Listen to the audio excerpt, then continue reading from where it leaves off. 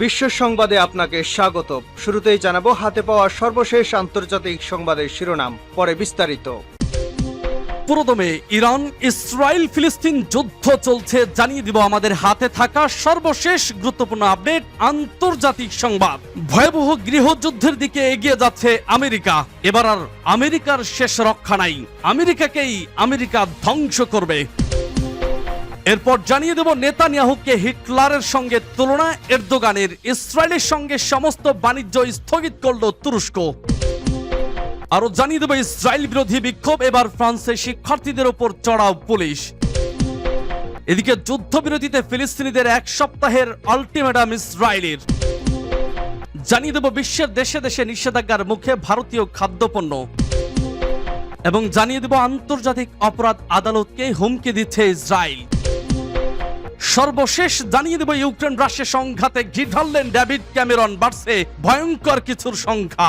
শুনছিলেন সংবাদ শিরোনাম, এখন বিস্তারিত। তবে তার আগে অনুরোধ থাকবে ভিডিওটিতে একটি লাইক এবং কমেন্টস করে জানিয়ে দিন আজকের এই ভিডিও সম্পর্কে আপনার মূল্যবান মতামত। আর অবশ্যই এই ভিডিওটি আপনার ফেসবুক সোশ্যাল মিডিয়ায় শেয়ার দিয়ে ছড়িয়ে দিন, আর জানিয়ে দিন আপনি কোন জেলা থেকে বা কোথা থেকে আমাদের সংবাদটি শুনছেন এবং দেখছেন। আর অনুরোধ থাকবে আপনি যদি আমাদের এই চ্যানেলটিতে নতুন হয়ে থাকেন তাহলে অবশ্যই চ্যানেলটি সাবস্ক্রাইব করে পরবর্তী আপডেট সংবাদ পেতে চোখ রাখুন বিবিসি আন্তর্জাতিক সংবাদে। ভয়াবহ গৃহযুদ্ধের দিকে এগিয়ে যাচ্ছে আমেরিকা। আরো একটি গৃহযুদ্ধের দিকে এগিয়ে যাচ্ছে আমেরিকা। জনমত জরিপের পর এমন পূর্বাভাস দিয়েছে দেশটির খ্যাতনামা জরিপ সংস্থা রাসমোসেন। সংস্থাটি জানিয়েছে বর্তমান প্রেসিডেন্ট জো বাইডেন যদি আবারও ক্ষমতায় আসেন তাহলে যুক্তরাষ্ট্রে গৃহযুদ্ধ বেঁধে যাবে বলে মনে করেন 41% মার্কিন ভোটার, আর 16% ভোটার মনে করেন হয়তো এমনটা হতে পারে। এক প্রতিবেদনে এই খবর জানিয়েছে বার্তা সংস্থা তাস। তবে জরিপে অংশ নেওয়া 49% উত্তরদাতারা মনে করেন না যে আগামী 5 বছরে আরেকটি গৃহযুদ্ধের মুখে পড়বে যুক্তরাষ্ট্র, আর 10% মানুষ জানিয়েছেন তারা এ বিষয়ে নিশ্চিত নন। পক্ষান্তরে 25% মানুষ মনে করেন সাবেক প্রেসিডেন্ট ডোনাল্ড ট্রাম্প জয়ী হলেই বরং গৃহযুদ্ধের কবলে পড়তে পারে ওয়াশিংটন। তাস জানায় আলোচিত জরিপটি 21 থেকে 23 এপ্রিলের মধ্যে করা হয়েছিল, যেখানে 1100-রও বেশি মানুষ অংশ নিয়েছিলেন। অংশগ্রহণকারী সবাই আসন্ন মার্কিন নির্বাচনের ভোটার, ফলে এই ফল যথেষ্ট গুরুত্ব পাচ্ছে। চলতি বছরের 5 নভেম্বর অনুষ্ঠিত হবে মার্কিন প্রেসিডেন্ট নির্বাচন। এর মধ্যে রিপাবলিকান দলের মনোনয়নে জয়ী হয়েছেন ট্রাম্প, আর দ্বিতীয় মেয়াদের জন্য লড়ছেন ডেমোক্র্যাট পার্টির ক্ষমতাসীন প্রেসিডেন্ট জো বাইডেন। এবারের নির্বাচনে গাজা ইস্যু বাইডেনকে বেশ ভোগাতে পারে বলে ধারণা করা হচ্ছে। 7 অক্টোবর থেকে উপত্যকায় হত্যাযজ্ঞ চালিয়ে আসছে ইসরায়েল, যেখানে পূর্ণ সমর্থন জানিয়ে আসছেন বাইডেন। এ নিয়ে দেশের অভ্যন্তরে প্রচন্ড চাপে রয়েছেন 81 বয়সী এই প্রেসিডেন্ট। বাইডেন প্রশাসনের গাজা নীতির বিরুদ্ধে ফুঁসে উঠেছে মার্কিন বিশ্ববিদ্যালয়ের শিক্ষার্থীরা। টানা কয়েক সপ্তাহ ধরে শিক্ষার্থীদের বিক্ষোভ আন্দোলনে উত্তপ্ত ক্যাম্পাসগুলো। শান্তিপূর্ণ আন্দোলনে হামলা, ব্যাপক ধরপাকড়েও দমে যায়নি এসব শিক্ষার্থী, বরং দিনকে দিন স্ফুলিঙ্গের মতোই ছড়িয়ে পড়ছে বিক্ষোভ। ফলে জনমত অন্যদিকে ঘুরিয়ে দিতে শান্তিপূর্ণ বিক্ষোভকে ইহুদি বিদ্বেষ বলে আখ্যা দেয় ইসরায়েলপন্থী মার্কিন নীতি নির্ধারকরা। অনেক বিশ্ববিদ্যালয়ে আন্দোলনরত শিক্ষার্থীদের উপর হামলা চালায় ইসরায়েলপন্থীরা। এতে উত্তপ্ত হয়ে ওঠে পরিস্থিতি। বৃহস্পতিবার এক টেলিভিশন ভাষণে শিক্ষার্থীদের আইন মানার অনুরোধ করেন বাইডেন, তবে তাদের ওপর হামলা ও পুলিশ নির্যাতন নিয়ে কোনো মন্তব্য করেনি তিনি। এতে মুসলিম ভোটারদের থেকে আরো দূরে গেছেন বাইডেন, এমনটাই মনে করেন বিশ্লেষকরা। ফলে আসন্ন নির্বাচনে বাইডেনের জন্য বয়ে আনতে পারে নেতিবাচক ফল। নেতানিয়াহুকে হিটলারের সঙ্গে তুলনা, এরদোগানের ইসরায়েলের সঙ্গে সমস্ত বাণিজ্য স্থগিত করল তুরস্ক। গাজায় ইসরায়েলি হামলা নিয়ে বরাবরই কড়া সুর চড়িয়েছেন তুরস্কের প্রেসিডেন্ট এরদোগান। এমনকি ইসরায়েলের প্রধানমন্ত্রীকে হিটলারের সঙ্গে তুলনা করেন তিনি। এবার ইসরায়েলকে চাপে ফেলতে নয়া কৌশল নিল তুর্কি সরকার। ফিলিস্তিনিদের ওপর হামলার জেরে ইসরায়েলের সঙ্গে সব ধরনের বাণিজ্য স্থগিত করল তুরস্ক।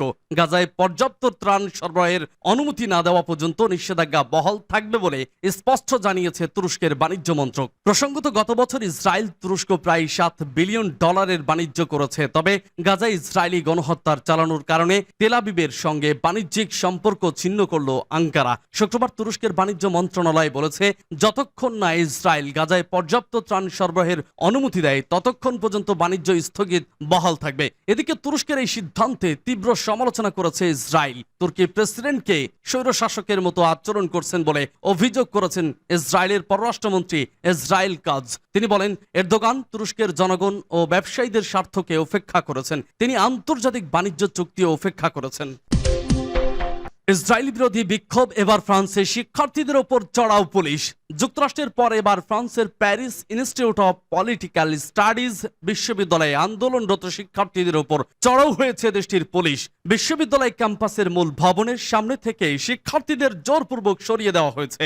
সংবাদ মাধ্যম আল জাজিরা এক প্রতিবেদনে জানিয়েছে, বিশ্ববিদ্যালয়ের মূল ভবনে আন্দোলন করছিলেন শিক্ষার্থীরা, তবে আন্দোলন প্রতিহত করতে ক্যাম্পাসে প্রবেশ করে পুলিশ। একজন শিক্ষার্থী জানান, সেন্ট্রাল প্যারিসের রুয়ে সেন্ট গুইলামে অন্তত 50 জন শিক্ষার্থী ছিল যখন পুলিশ প্রবেশ করে। এরপর তাদের ওপর চড়াও হয় পুলিশ। এক ভিডিও ফুটেজে দেখা যায় শান্তিপূর্ণভাবেই আন্দোলনরত শিক্ষার্থীদের বাধা দিচ্ছে পুলিশ। ফিলিস্তিনের যুদ্ধবিরতির দাবির জন্য ফ্রান্স ছাড়াও যুক্তরাষ্ট্রের বিভিন্ন বিশ্ববিদ্যালয়ে, যেমন কলম্বিয়া বিশ্ববিদ্যালয়, ক্যালিফোর্নিয়া বিশ্ববিদ্যালয়ের শিক্ষার্থীদের নানাভাবে হয়রানির শিকার করছে আইন শৃঙ্খলা বাহিনী। গাজায় গণহত্যায় শুরু থেকেই লন্ডন, প্যারিস, নিউ ইয়র্কের মতো বিশ্বের সব বড় বড় শহরে নিয়মিত প্রতিবাদ সমাবেশ অনুষ্ঠিত হচ্ছে। সেসব বিক্ষোভ সমাবেশে প্রতিদিন অংশ নিচ্ছে লাখ লাখ সাধারণ মানুষ। এসব বিক্ষোভ থেকে ফিলিস্তিনে অবিলম্বে সামরিক আগ্রাসন ও গণহত্যা বন্ধের আহ্বান জানানো হচ্ছে।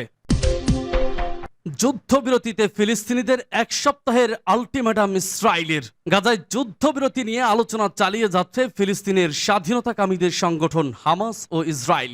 দুই দলের মধ্যকার যুদ্ধবিরতিতে সম্মত হওয়ার জন্য হামাসকে এক সপ্তাহের আলটিমেটাম দিয়েছে ইসরায়েল। শনিবার ওয়াল স্ট্রিট জার্নালের এক প্রতিবেদনে এই তথ্য জানানো হয়েছে। প্রতিবেদনে বলা হয়েছে, চুক্তিতে সম্মত হতে সময় বেঁধে দিয়েছে ইসরায়েল। এ সময়ের মধ্যে চুক্তিতে সম্মত না হলে রাফায় হামলা করা হবে বলেও হুমকি দিয়েছে তারা। ওয়াল স্ট্রিট জার্নাল আলটিমেটামের কথা জানালেও কবে এটি দেওয়া হয়েছে তা জানানো হয়নি। প্রতিবেদনে মিশরের এক কর্মকর্তার শুক্রবারের বক্তব্যে উল্লেখ করা হয়েছে, ফলে ধারণা করা হচ্ছে আগামী শুক্রবার পর্যন্ত ইসরায়েল সময় বেঁধে দিয়েছে। প্রতিবেদনে বলা হয়েছে, বিদেশে অবস্থানরত হামাসের নেতাদের হাতে এ প্রস্তাব তুলে দেওয়া হয়েছে। যুদ্ধবিরতির এই প্রস্তাব তৈরি করেছে মিশর। সাম্প্রতিক চুক্তির একটি খসড়া লেবাননের সংবাদ মাধ্যম আল মায়াদিনের হাতে এসেছে। খসড়াটি জনসম্মুখে তুলে ধরেছে সংবাদ মাধ্যমটি। মূলত 3টি ধাপে যুদ্ধবিরতি বাস্তবায়নের কথা বলা হয়েছে খসড়া প্রস্তাবে। খসড়া প্রস্তাবে কেবল বন্দী বা জিম্মি বিনিময়ের কথাই উল্লেখ করা হয়নি। গাজা সহ এই অঞ্চলে একটি শান্ত পরিস্থিতি সৃষ্টি করার বিষয়টিও উল্লেখ করা হয়েছে আল মায়াদিনের প্রতিবেদন অনুসারে। বিশ্বের দেশে দেশে নিষেধাজ্ঞার মুখে ভারতীয় খাদ্যপণ্য। 1 বছর আগে আফ্রিকায় ভারতীয় একটি ঔষধ কোম্পানির সর্দি জ্বরের সিরাপ পণের পর 140 শিশুর প্রাণহানি ঘটে। এ নিয়ে বিশ্বজুড়ে ভারতীয় কোম্পানিগুলোর পণ্য সামগ্রীর মান সম্পর্কে প্রশ্ন ওঠে। সেই ঘটনার রেশ কাটতে না কাটতেই গত এপ্রিলে হংকংয়েই ভারতীয় ওই 2 কোম্পানির গোড়া মশলায় ক্যান্সার সৃষ্টিকারী উপাদান পাওয়ার তথ্য জানানো হয়। পরে মাছ রান্নায় ব্যবহৃত ভারতীয় কোম্পানি MDH এর 3 ধরনের গোড়া মশলা ও এভারেস্টের একটি গোড়া মশলার বিক্রি স্থগিত করে হংকং। দেশটি বিখ্যাত গোড়া মশলার প্রস্তুতকারক 2 প্রতিষ্ঠান MDH ও এভারেস্ট স্পাইসেসের মশলায় ক্যান্সার সৃষ্টিকারী উপাদান ইথিলিন অক্সাইড পাওয়ার ঘটনায় বিশ্বের বিভিন্ন দেশে তদন্ত শুরু হয়। এরই মধ্যে এশিয়ার সিঙ্গাপুর এবং হংকং এর বাজার থেকে এই 2 ভারতীয় কোম্পানির মশলা বিক্রিত নিষেধাজ্ঞা আরোপ করা হয়েছে। হংকং এর কর্তৃপক্ষ MDH ও এভারেস্টের মশলার মান নিয়ে সতর্ক সংকেত জারি করায় অস্ট্রেলিয়া, নিউজিল্যান্ড এবং মার্কিন যুক্তরাষ্ট্রের মতো দেশগুলোতেও একই ধরনের পদক্ষেপ গ্রহণ করা হচ্ছে। আন্তর্জাতিক অপরাধ আদালতকে হুমকি দিচ্ছে ইসরায়েল। আন্তর্জাতিক অপরাধ আদালতের কৌশলী দপ্তর অর্থাৎ প্রসিকিউটর অফিস কর্মকর্তাদের ভয় দেখানো বন্ধের আহ্বান জানিয়ে বলেছে, এ ধরনের হুমকি বিশ্বের স্থায়ী যুদ্ধাপরাধ আদালতের বিরুদ্ধে অপরাধ হিসেবে গণ্য হতে পারে।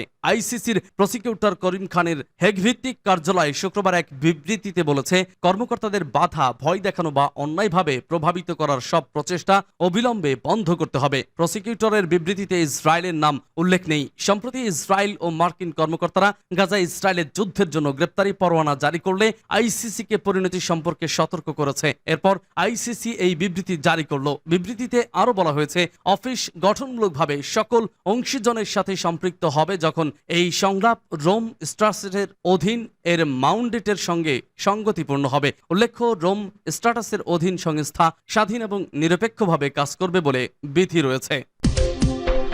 ইউক্রেন রাশিয়া সংঘাতে ঘি ঢাললেন ডেভিড ক্যামেরন, বাড়ছে ভয়ঙ্কর কিছু সংখ্যা। ইউক্রেন রাশিয়া সংঘাত যেন আরেকটু উস্কেই দিলেন ব্রিটিশ পররাষ্ট্রমন্ত্রী। এবার ডেভিড ক্যামেরন জানালেন ইউক্রেনকে দেওয়া যুক্তরাজ্যের অস্ত্র কিভাবে ব্যবহার করবে তার পুরো সিদ্ধান্তই নেবে কিয়েভ। কিয়েভ সফরে গিয়ে ক্যামেরন বলেছেন ইউক্রেন চাইলে ব্রিটিশ অস্ত্র দিয়ে রাশিয়ার ভূখণ্ডেও হামলা চালাতে পারবে। যদিও এতদিন পশ্চিমারা বলে আসছিল রাশিয়ার অভ্যন্তরে হামলা চালানোর ব্যাপারে তাদের অস্ত্র ব্যবহার করতে পারবে না ইউক্রেন। প্রেসিডেন্ট ভ্লাদিমির জেলেনস্কির দেশ কেবল আত্মরক্ষার জন্যই নিজেদের ভূখণ্ডের অভ্যন্তরে তাদের অস্ত্র ব্যবহার করতে পারবে। ক্যামেরন আরও জানিয়েছেন ইউক্রেনের যতদিন প্রয়োজন হবে যুক্তরাজ্যের পক্ষ থেকে প্রতি বছর ৩৭৫ কোটি মার্কিন ডলার করে দেওয়া হবে। ক্যামেরন বলেন রাশিয়া যে প্রক্রিয়া ইউক্রেনের অভ্যন্তরে হামলা করছে তাতে ইউক্রেন কেন আত্মরক্ষার প্রয়োজনীয়তা অনুভব করছে তা সহজে অনুমান করা যায়। এদিকে ক্যামেরনের এমন মন্তব্যের নিন্দা জানিয়েছে রাশিয়া। মস্কো বলেছে আরেকটি অত্যন্ত বিপজ্জনক বিবৃতি। ক্রেমলিন মুখপাত্র দিমিত্রি পেসকভ বলেন ইউক্রেন সংঘাত ঘিরে এটি সরাসরি উত্তেজনা ছড়াবে যা ইউরোপীয় নিরাপত্তার জন্য সম্ভাব্য হুমকি সৃষ্টি করবে।